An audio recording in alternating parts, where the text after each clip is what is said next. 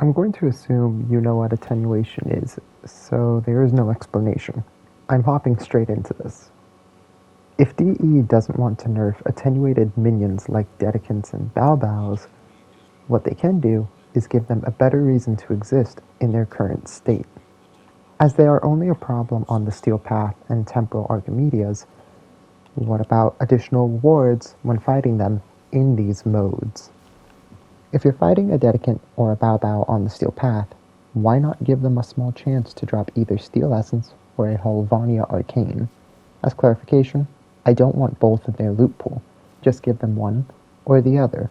That alone would sound like a better reason to even deal with them on the Steel Path, rather than ignoring or trying to find a way to cheese them for an instant kill.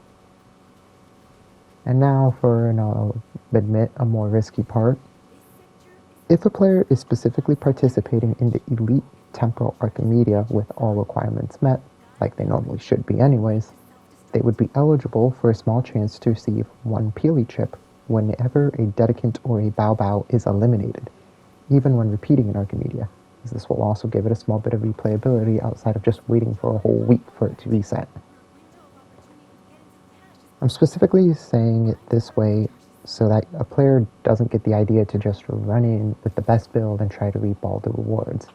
Even if somehow someone came up with the idea of everybody else running the required build and then going in with their own, only those who were still meeting the requirements would be eligible to receive the Peely chip.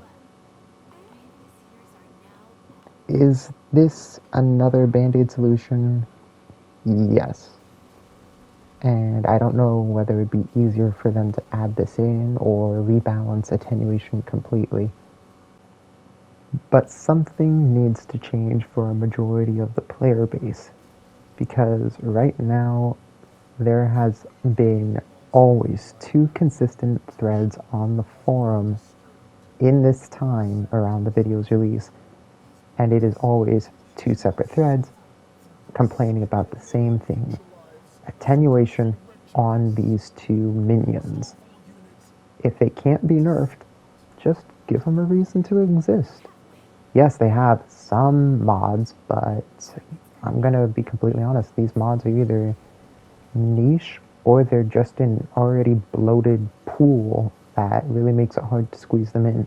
Something far more universal would be acceptable. Arcanes equal Vosper, even if you don't like the arcane itself.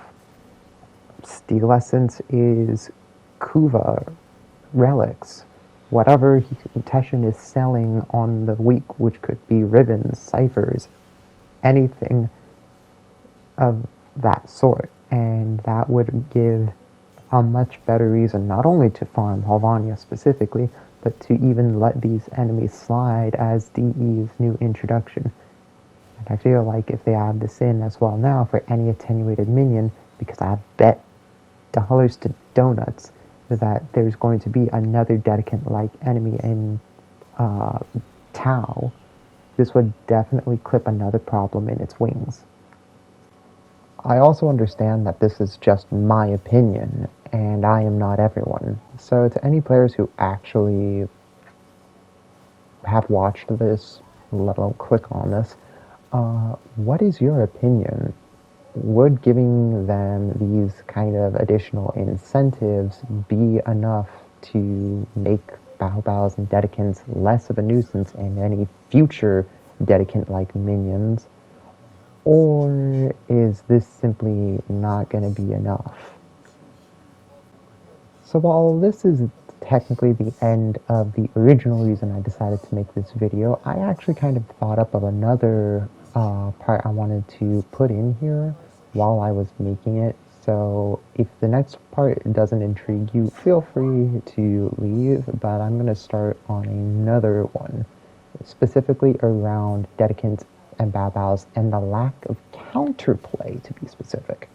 I understand how the mercy kill system has been left behind in the playstyles of many because of how slow it is compared to how fast we can go nowadays, but it still doesn't feel right that the only way to score a legitimate speed kill on a Dedicant is by spamming a bunch of impact procs to get a quick mercy, while Baobaos, on the other hand, don't even have this in the first place. no legitimate workaround. You have to work through all that attenuated gristle.